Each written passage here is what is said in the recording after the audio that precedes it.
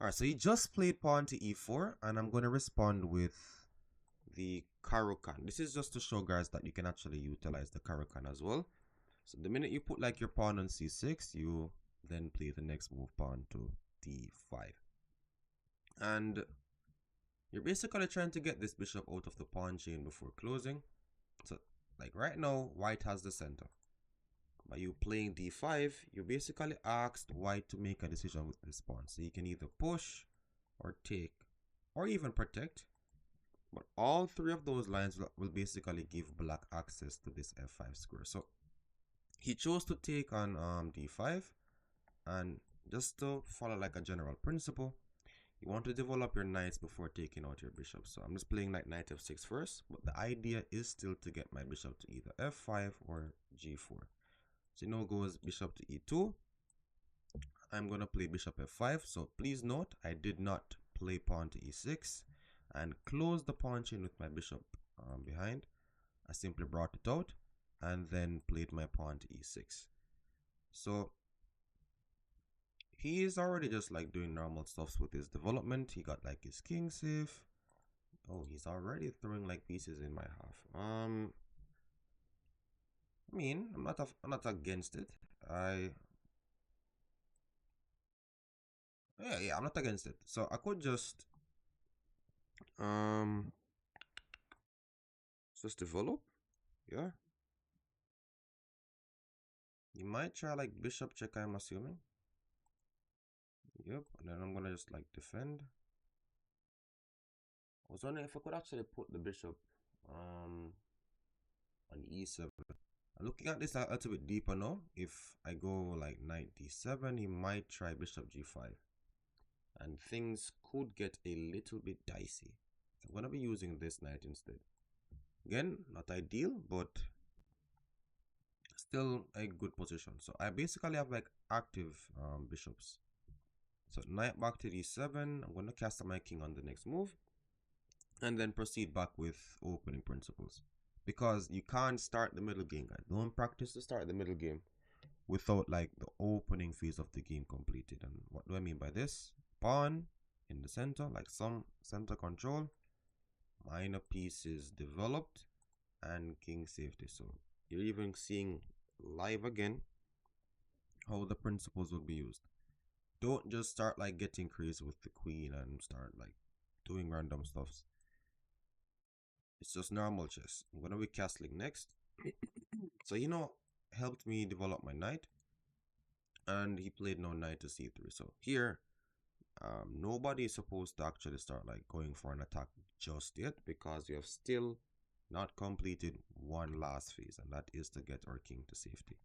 No, we're officially in the middle game, and what we're doing is we're gonna try to start get pieces forward in the game. Now for the carokann defense, it's normally again a common idea. For gave me the bishop here. I was about to like tell him about my pawn minority attack, but if he wants to die this way, we will again grant him his wish. So he just gave me the bishop here, and remember what I told you guys about bishops. Whenever you have the bishop here and both are active, then bad stuff just happen. Now sometimes it really like puzzles my brain, but this is 2378 and he just blundered a pawn. How do you know that? How would you again see this in our games? Every time you're in the middle game and your opponent makes a move, at least like check what it was defending before. So here, let's just simply take, and even if he didn't blunder that pawn on c2, the ideas in general are basically to actually just like get your pawns up the board. You normally have your knight where you could swing to c4. Could actually have to like make a video on the carokann, but nonetheless, you're seeing here at the, it's like close 2400. It's actually gonna give you some nice wins. He now played bishop f4.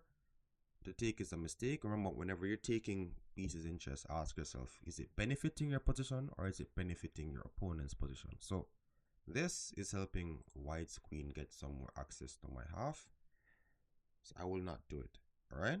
All I'm doing is utilizing my pieces. So why did I use the F rook rather than the A rook? Now, because my plan is actually making like plays on the queen side, I can actually activate this rook by pushing my a pawn down the board. I am not planning to put my rook on e8, a closed file or anything, so I brought this one instead. You know, attacks, don't want to retreat, but in this case I'm forced. So let's bring my bishop back to g6, and you're gonna see now what I'm talking about with activating this rook on a8. So there are two ways in which you can activate a rook. You could either bring it to an open file, or again just utilize like your pawn breaks, like just push some pawns down the board and activate it like that as well. So right now I'm going to be going or opting for option 2. Oh wait, if I do this he takes now. So let's play a6 first. He's still gonna take. All right, let's take this first. I'm taking here just to start getting my plans forward. It's like very difficult for me to get my plans if I didn't take that pawn. And now definitely 100% and 10 we push pawn to b5. So we have the weakness on d4. I could start to pile up on it. He's just playing quickly. We will never know why. So let's go rook c4, hit the pawn on d4. So again, in the middle game, I'm just looking at this area of the board. But try out the caro-kann, guys. If you actually know the plans, good stuff still happen. And it's basically a lot more beginner friendly. Like, it's way easier to learn. I mean, you get less complex games, but super easy to learn, guys. So he now goes q to f4. Again, in chess, we practice to utilize all our pieces. All I'm doing is swinging my other rook into the game. So I'm like, all right, this rook wasn't doing anything, bring it into the game. Like, if I could actually bring it or use it like the normal way with getting my pawns down the board, I'd have played that as well. Let me just X this. All right, so here I have rooks. I still need breaks. I'm looking at moves like pawn to b4. I see no reason not to play it. Could also go pawn a5. So I'm gonna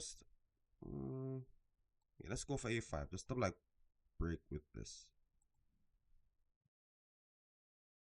Yeah, like everything looks active, right? Maybe like my queen needs a little fixing, but no problem there. He's trying pawn to h5. I'm gonna get a little dicey right now. Like worst case scenario, I have like bishop to d3. So let's push. And then what's gonna happen is I might just put my bishop on d3. So if he is getting here, again, I'm looking for moves in my opponent's of the board. Please note, because I know a lot of persons here would start like panicking and like playing moves like h6 and or just like h5. It's like they start reacting to what their opponent is doing, and then they move from like having like a very decent position to something completely unplayable. What you do to again defeat this is simply just relax, look up the board, forward moves. You see, this is how top players think, guys. They're like, all right, I'm attacking his knight. He doesn't want to move the knight. All right. Pawn to h5. If I take, he takes. I take, he takes, take. Tricky. All right, so this is what I actually wanted. So let's do it. So bishop to d3, rook to f3. I take. Good stuff's happened to me. Right? What if he just sacks the exchange and plays h6? So if he goes h6, I'm just gonna like leave it. I'm expecting it though. So h6.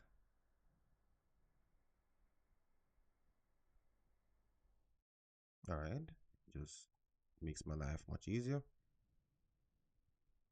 I'm gonna take. If he takes my bishop, then I'm gonna take on b2, and this is looking like resignation coming up shortly. So if he goes rook here, I have rook to c1. But this is again testament to the caro-kann, guys. So check it out. I think this guy's about to resign in any moment now, and I'm gonna have to run in a oh.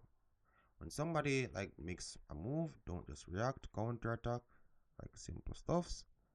I'm gonna put a queen on the board now, and I'm gonna capture this back on another time.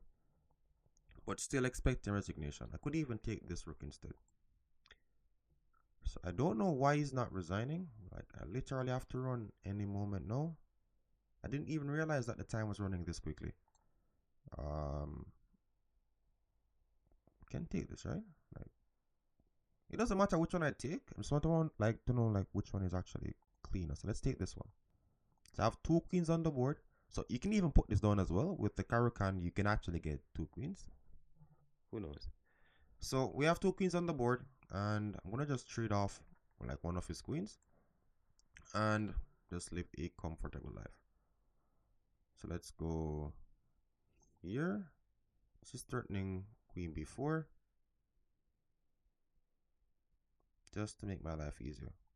Could also be threatening this as well. So he goes this, and after q to b8, I expect resignation. No, like no more time wasting. All right, nice. And he resigns. So like, share, and subscribe. Thanks again for watching, guys, and see you again another time. Like.